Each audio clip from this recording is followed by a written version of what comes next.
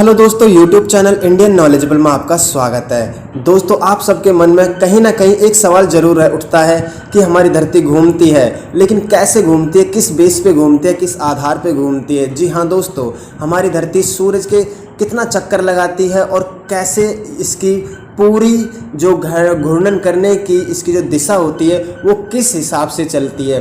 Video काफ़ी informative होने वाली है, आपके लिए काफ़ी नॉलेजेबल भी है। आशा करता हूँ आपको पसंद आएगी, तो इसे लाइक कीजिएगा और चैनल को सब्सक्राइब कीजिएगा। चलिए शुरू करते हैं।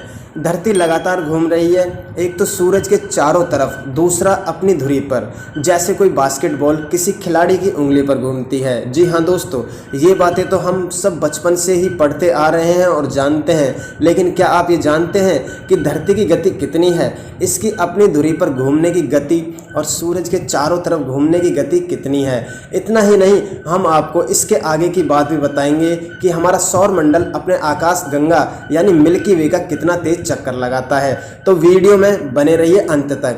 इतने सवालों के बाद तो आपका सिर धरती की तरफ अपनी धुरी यानी गर्दन के ऊपर घूमने लगा होगा। इन सवालों का जवाब सबसे पहले खोजना शुरू करते हैं। पृथ्वी से धरती अपनी धुरी पर हर 24 घंटे में एक चक्कर लगाती है, लेकिन ये बात सही है। आपको इसका सटीक समय बताते हैं। धरती अपनी धुरी पर एक चक्कर लगाने में 23 घंटे 56 मिनट और 4 सेकंड का समय लेती है। जी हाँ दोस्तों, हमारी पृथ्वी एक धुरी पर एक चक्कर लगाने में 23 घंटे 56 मिनट का समय लेती है और 4 सेकंड लेती है। धरती का व्यास, जो कि धरती का व्यास है, इसका 40,070 किलोमीटर का है। अगर आप इस दूरी को समय से विभाजित करें या भाग दें तो धरती की गति निकल कर आती है 1670 किलोमीटर प्रति घंटा, यानी यह अपनी धुरी पर इतनी गति से घूमती है जो किसी भारतीय वायुसेना के जैगुआर फाइटर जेट से ज़्यादा है।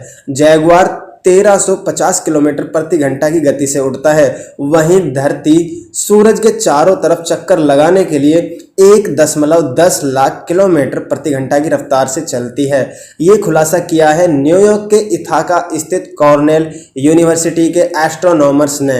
इन एस्ट्रोनॉमर्स ने अपने एक ब्लॉग चला रखा है जिसका नाम है ask an astronomer. Ask an astronomer अपने इस गणित को समझाता भी है। इसमें यह बताया भी जाता है कि सूरज के चारों तरफ धरती की दूरी नापने के लिए हमें इस पूरे सर्कल की परिधि यानी कि सरकमफ्रेंस की गणना करनी होती है। धरती सूरज से औसत 14.90 करोड़ किलोमीटर की दूरी पर स्थित है। यह आमतौर पर सूरज के चारों तरफ गोलाकार कक्षा में चक्कर लगाती है। इस गोलाकार कक्षा की परिधि निकालने का फॉर्मूला है 2 इंटू पी.आई. इंटू रेडियस या 2 इंटू 3.14 इंटू 93 मिलियन माइल्स। एक बार परिधि निकल गई तो कक्षा में घूमने की गति भी निकल जाएगी। आपको गणित में उलझने की जरूरत नहीं है। ये स्पीड है 1.10 लाख किलोमीटर प्रति घंटा की। सौरमंडल में ही हमारा सूरज है जिसके चारों तरफ कई ग्रह चक्कर लगाते हैं और लगा भी रहे हैं। यह सौरमंडल हमारे मिल्की वे यानी कि आकाश गंगा के मौजूद है। यह सौरमंडल आकाश गंगा के मध्य भाग के बीच भाग के चारों तरफ चक्कर लगाता है।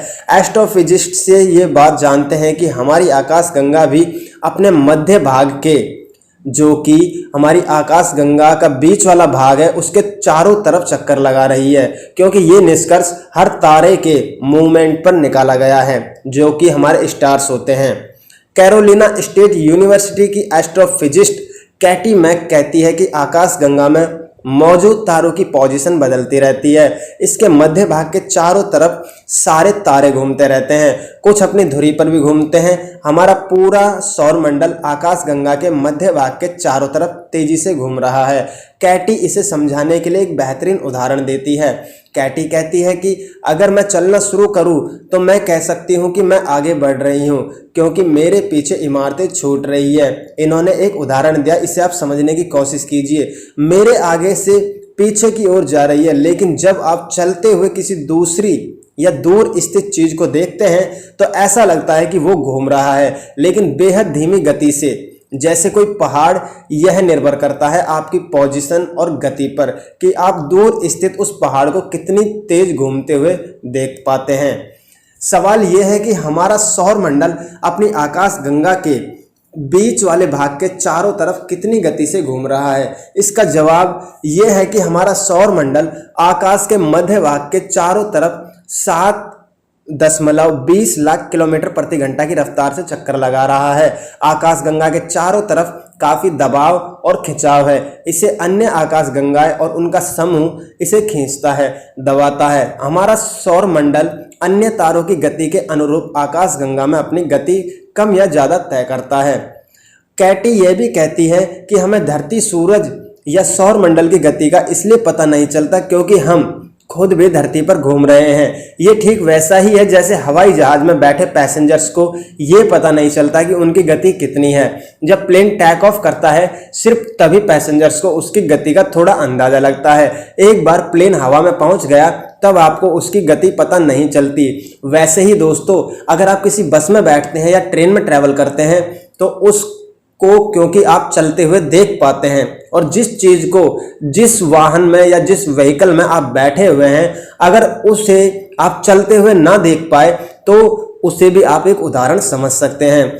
क्योंकि गति एक समान रखी जाती है, वह कभी बदली नहीं जाती। अगर गति को बार बार बदला जाए तो यह आपको पता चलेगी, यानी धरती या सौर मंडल अपनी गति बदले तो आपको यह भी पता चलेगा।